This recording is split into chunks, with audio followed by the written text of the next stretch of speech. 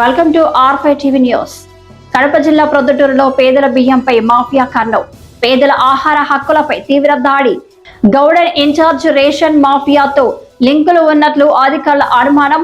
పౌర సరఫరాల సంస్థ గోడౌన్ ఆకస్మిక తనిఖీల్లో 50.2 క్వింటాలు పేదల బియ్యం వ్యత్యాసం.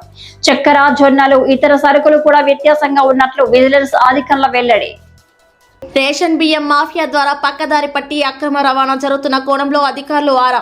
రేషన్ షాపులపై రైళ్లు జరిగితే మరింత సమాచారం తెలిసే పరిస్థితి. రేషన్ బియ్యం అక్రమ రవాణాపై గట్టి చర్యలు తీసుకుంటామన్న విజిలెన్స్ అధికారులు.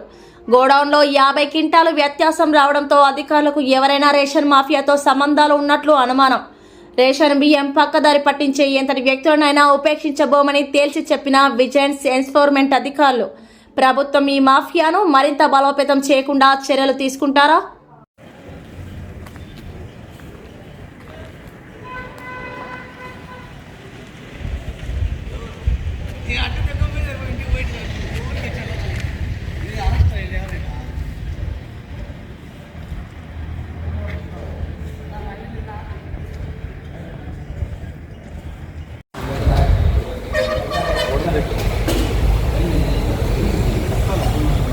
सर्टिफिकेट